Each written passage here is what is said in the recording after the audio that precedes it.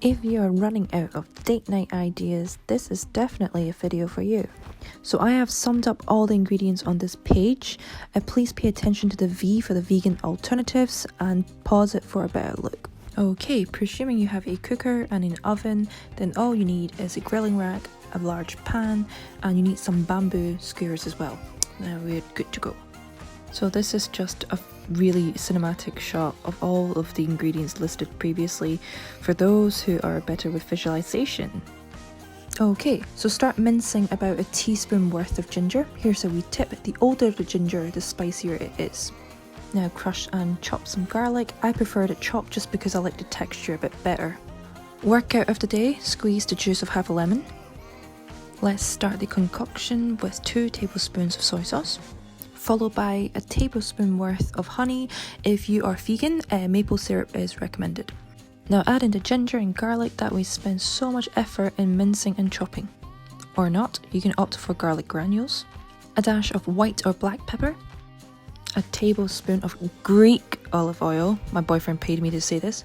Mix, mix, mix, and then add in your protein, in this case salmon, but for my vegan friends I recommend fried tofu, and the lemon juice. I actually forgot about the lemon juice. Another cinematic shot, these are our layering vegetables. Now I don't know about you, but I personally prefer to carve out my pepper, as you can see. So I carve out all 4 sides, and then you can just ditch the seedy core and chop them into small triangular shapes. Next, you can chop your courgette to about 1 inch thick. Trust me on this, half an onion is plenty, so chop it like the way I'm showing you now, and then peel the layers. I personally prefer 2 pieces per layer just for a better crunch. Yep, it's all very cinematic.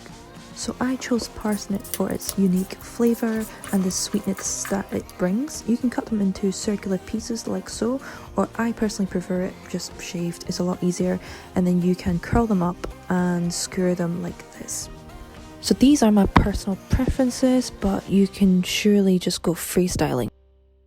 Now, if your bamboo skewers happen to exceed the size of your pan, you can chop them up. Obviously, the easiest thing would just be to buy skewers that fits your pan, or buy a pan that fits your skewers.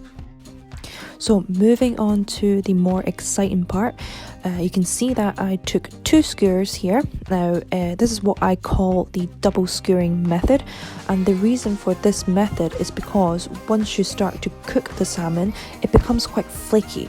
So not only does this method help with you flipping the kebab on the pan, but it just to help to keep the structure in place. Now you can go a bit crazy in this part and create your own patterns. I just like to go, veg, protein, veg, protein, veg, protein. It's quite a mouthful, really. When you get to this stage, just admire.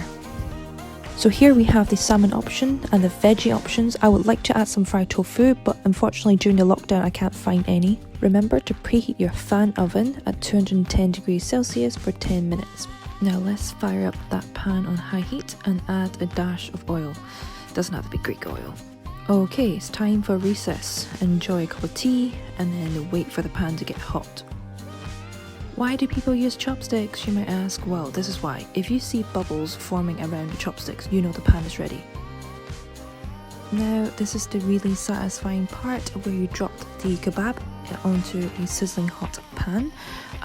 Okay, so you don't have to fully cook the salmon, just make sure all 4 sides are browned, and then we're ready to go. And yes, I am wearing marigold to avoid the oil splashback. And yes, they are clean marigolds. Veggie friends, I recommend you to sizzle your skewers on the pan as well, but add a little bit of the sauce on top just to make sure it absorbs all the flavours.